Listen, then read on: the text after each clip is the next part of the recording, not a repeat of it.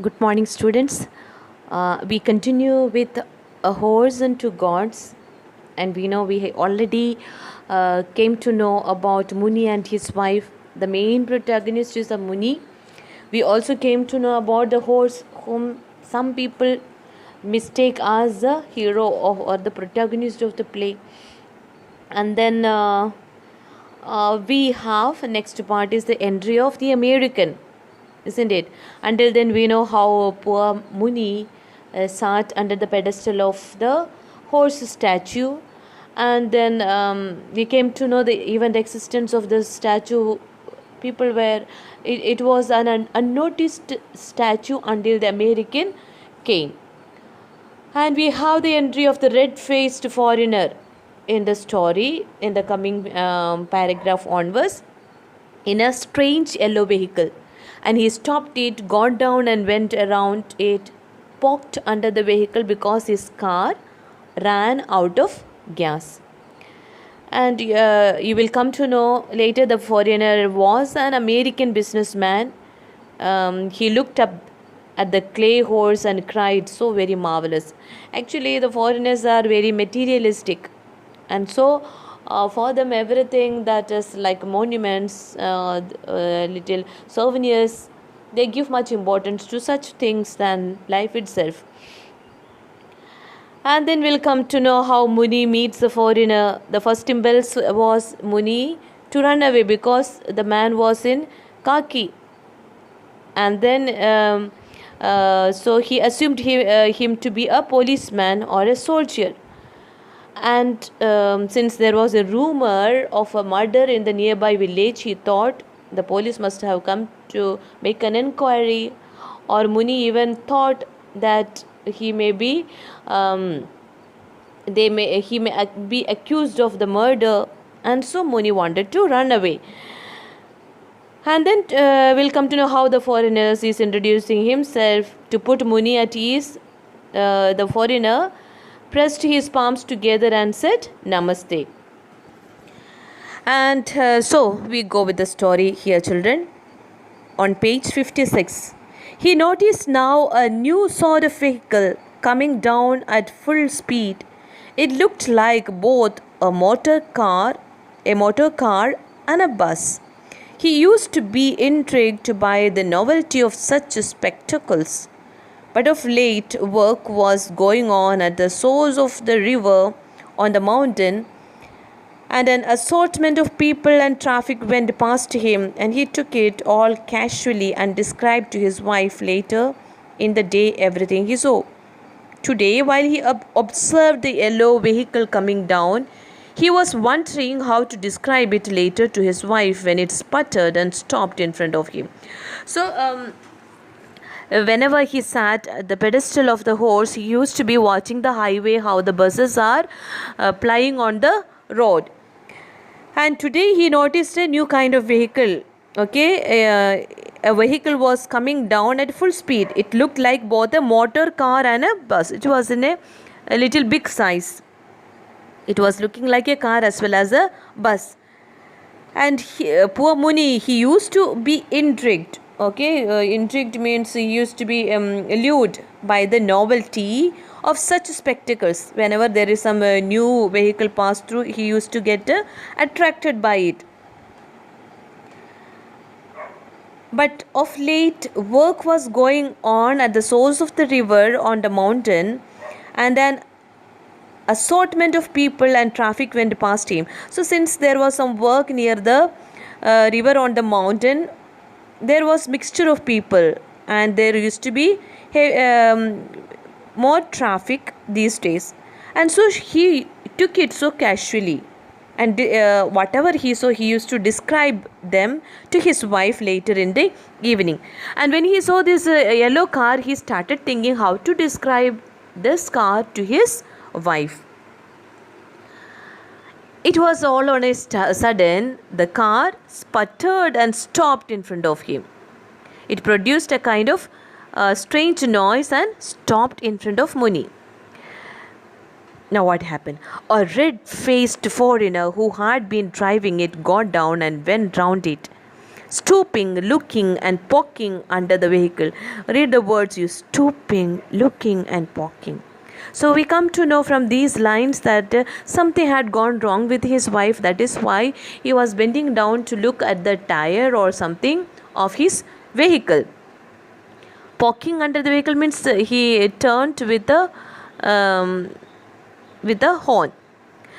Then he straightened himself up, looked at the dashboard, stared in Muni's direction, and approached him. So he looked at to the panel of the car under the windscreen of a car, and then he straightened himself. He understood something has gone wrong with his vehicle, and he looked at Muni. "Excuse me, is there a gas station nearby?" Why did he ask for a gas station nearby? Because something gone wrong with his car. His car ran out of the gas, so he has to fill it. And that is why he turned to Muni to get his guidance. And do you think Muni understand all this? No, no way. So, excuse me, is there a gas station nearby, or do I have to wait until another car comes? He suddenly looked up at the clay horse and cried, "Marvelous!" Without completing his sentence, Muni felt he should get up and run away, and cursed his age. He could not readily put his limbs into action. See, the man actually, he was worried about his car because it ran out of the gas. He has to fill it. And it was then his eyes caught attention of the horse, and he cried out, saying, "Marvelous."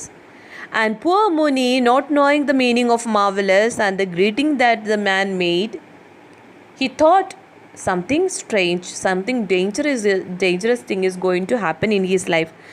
So Muni wanted to run away. At the same time, in the morning he was teased or coaxed by the shopkeeper, telling that he is 70. Already his mind is disturbed, thinking that at this age one supposed not to be running, maybe some to be called to God.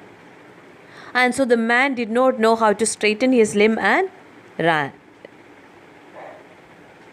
The red-faced man wore khaki clothes, evidently a policeman or a soldier. This is the inner thoughts of Muni. That man was wearing, the red-faced foreigner was wearing a khaki dress, and Muni mistook him as a policeman or a soldier. Muni said to himself, "He will chase or shoot if I start running. Some dogs chase only those who run. Oh Shiva, protect me.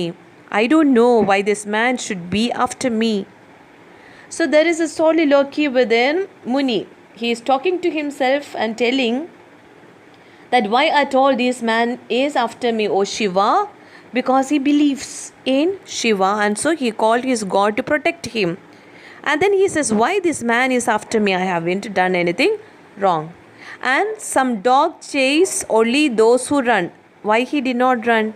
Because if he runs only, the man will run after him and chase him, and so he did not run.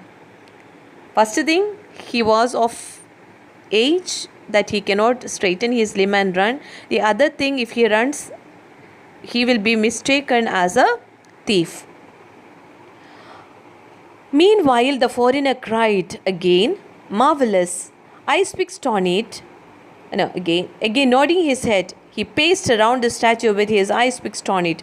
Muni sat frozen for a while and then fidgeted and tried to edge away. Now the other man suddenly pressed his palms together, smiled and said, "Namaste, how do you do?" Now, on the other side, Muni wanted to run away, okay? And then he fidgeted, making a small movement, usually with the hand, okay? And then tried to edge away means try to move away casually from the sight of the foreigner. But what happens to the foreigner? He is making an attempt to bring a conversation, a dialogue between them.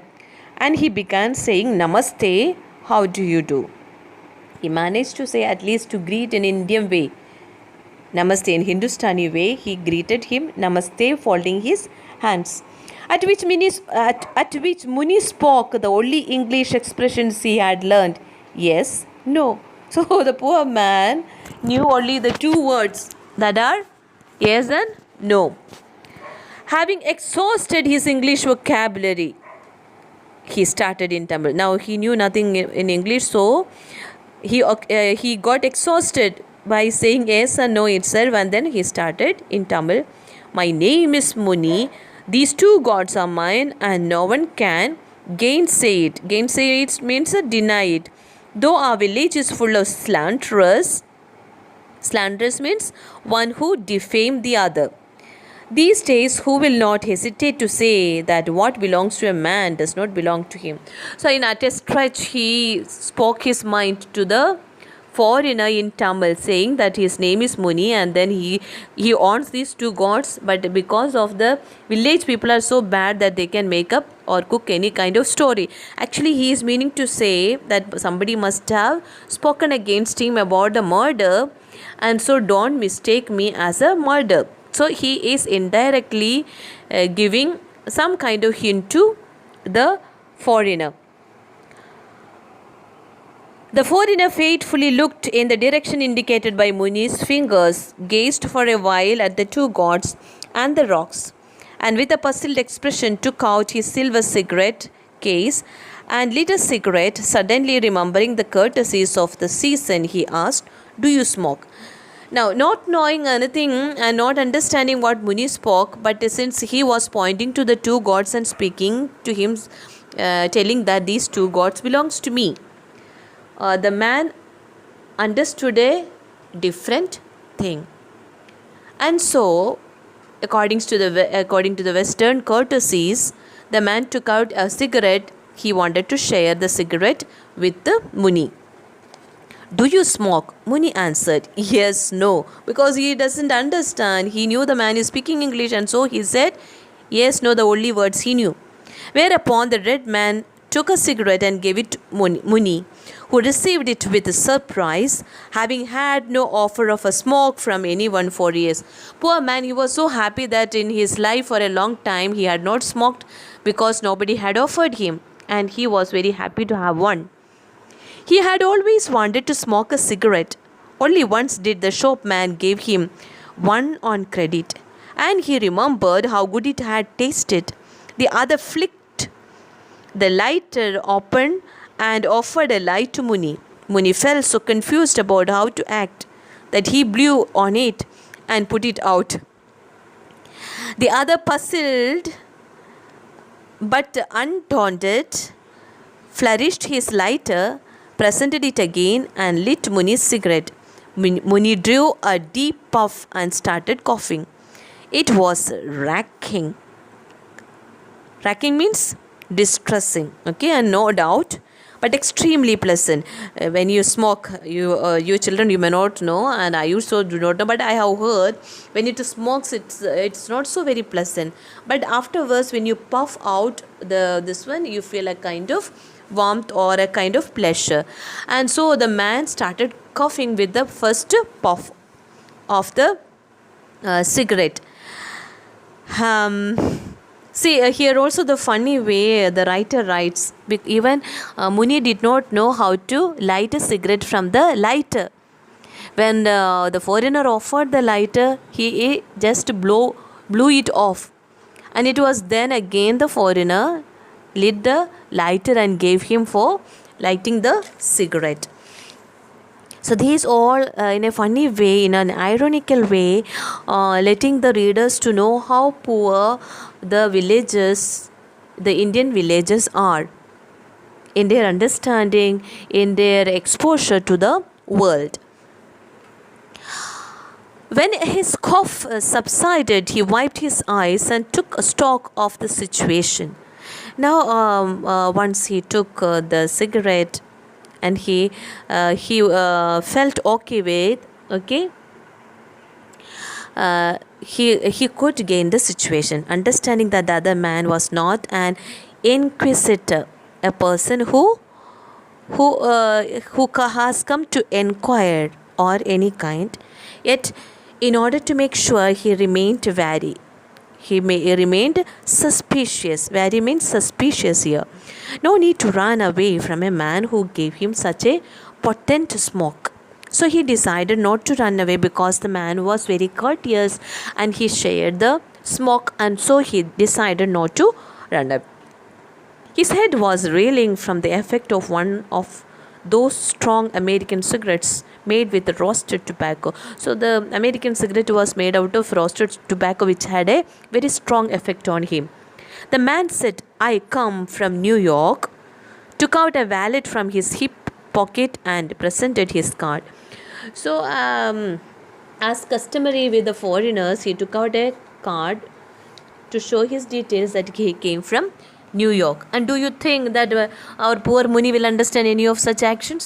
No.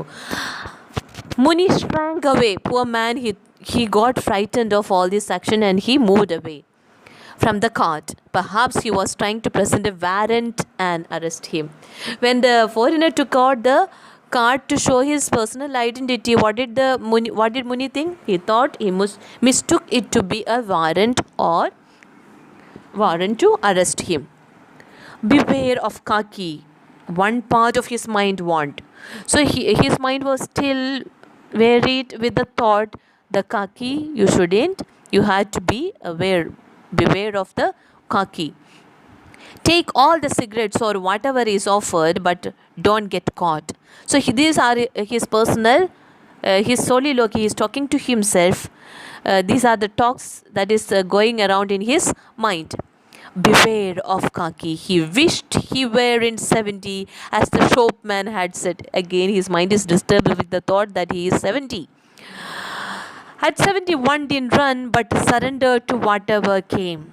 So this was the consideration that he had about the age. He could only ward off trouble by talk. So he went on, all in the chaste Tamil, for which Kridam was famous. So Kridam people talk pure Tamil, and then Muni went on talking to the foreigner in Tamil. He said, "Before God, Sir Bhagavan, who sees everything, I tell you, sir, that we know nothing of the case. If the murder was committed, whoever did it will not escape. Bhagavan is all seeing. Don't ask me about it, I know nothing." A body had been found mutilated and thrown under a tamarind tree at the border between Kridam and Kuppam a few weeks before. Giving rise to such gossip and speculation, Muni added an explanation. Anything is possible there. People over there will stop at nothing. The foreigner nodded his head and listened courteously, though he understood nothing. So, at a stretch, Muni explained all about the murder. So he said, in between Kridam and Kuppam, there was a murder a few weeks ago, and the mutilated body, the disfigured body was thrown under a tamarind tree. And then he is explaining his spiritual understanding. So from this we come to know Muni is a man with the spirituality. So he said, God, who is all seeing, Bhagavan is all seeing, from him nothing can be hidden. And so don't ask me about it, I know nothing. So he's telling, don't ask me about the murder and that mutilated body, I know nothing about. And people in Kuppam are known. Kridam people are good. According to him, his village people are good, but Kuppam people, the other village people, are not so good. The thing has happened in between the border of Kridam and Kuppam. And then he says, anything is possible. People can cook up the story with anything, and so you may hear anything because people in Kuppam are so very bad. I am sure you know when this horse was made. Now, when Muni spoke about the murder and all these things, what did the foreigner speak? He is telling, I am sure you know when this horse was made. He is only thinking about the horse. It was about it, he said, so marvelous. But Muni did not understand the man was talking about horse, because it was a thing which was unnoticed by even any of the villagers, even the Vandals. And so he said, Muni did not understand what the man was speaking about.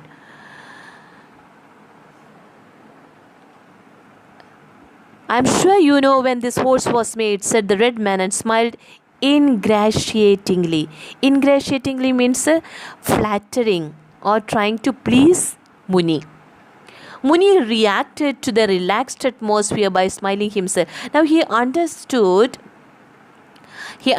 something pleasant is happening with the man. He has entered into a beautiful dialogue. Actually, Muni thought the man was speaking something like an answer to his explanation about the murder.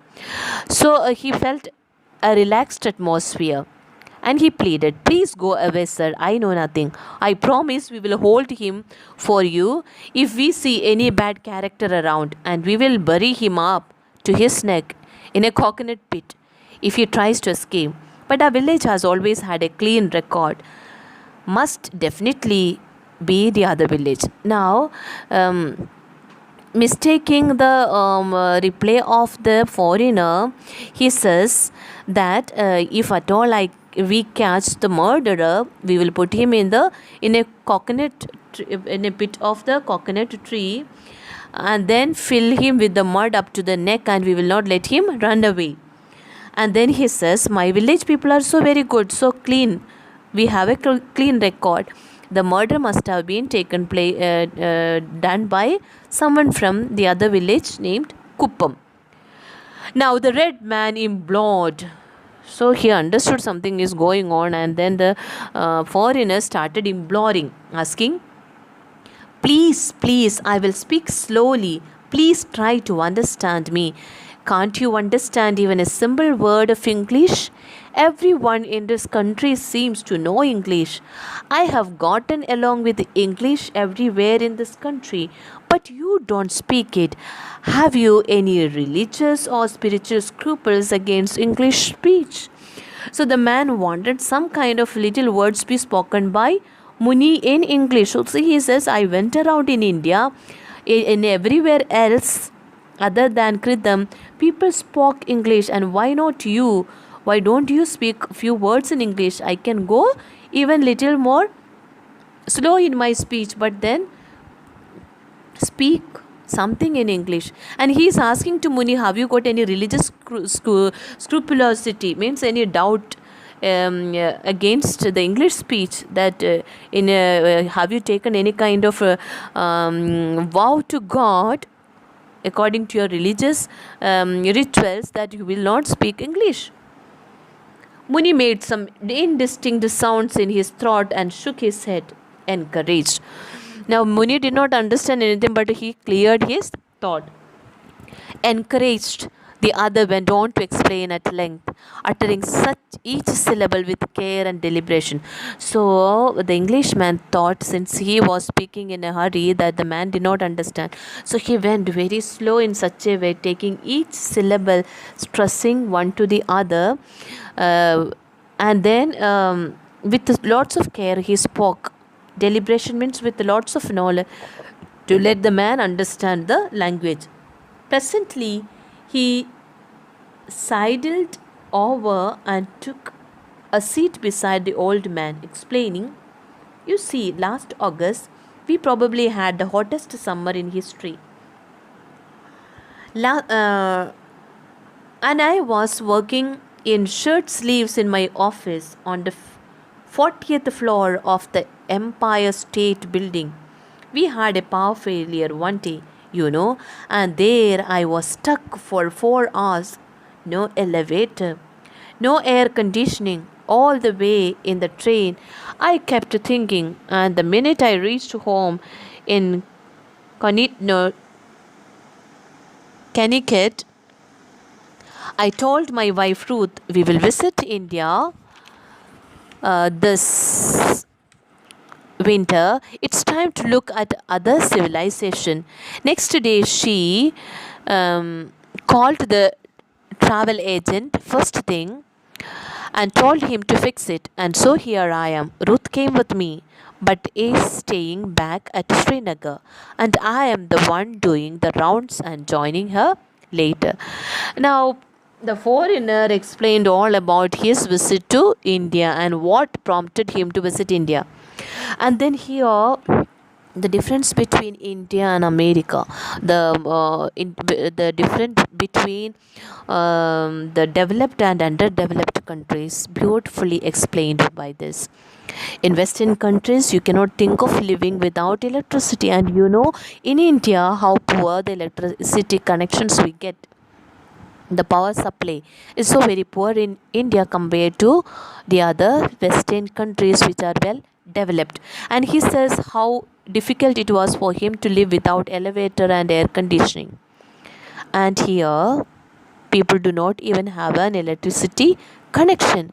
And it was then they decided to go up to other civilization and find out how people in different countries lived all together.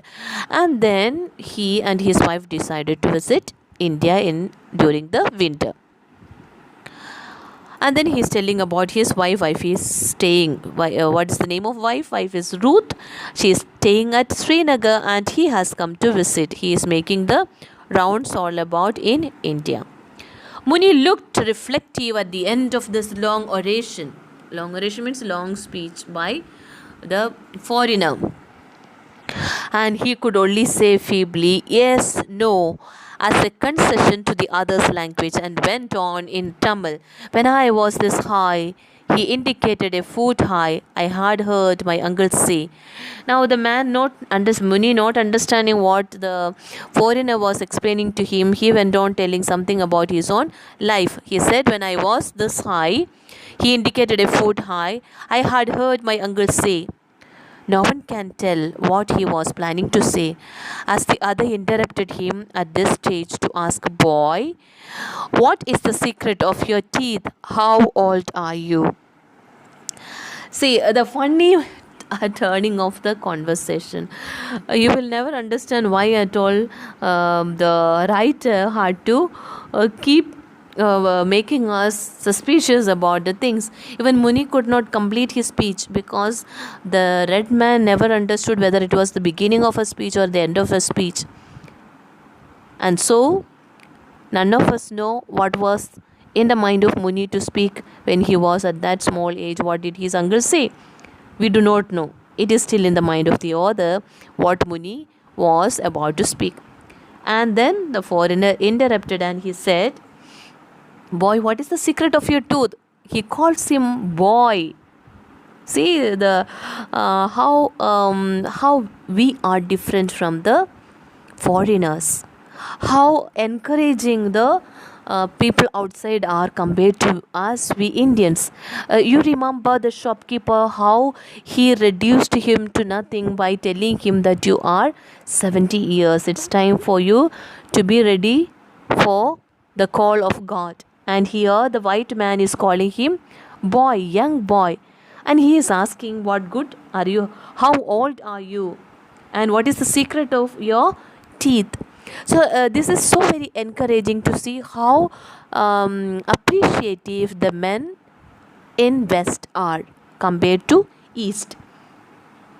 I think children, actually these are the ways the writer is giving us an idea of the difference in our outlook of life between the West and the East, and how traditionally we are different, how spiritually we are different, how materially we are different from one to the other.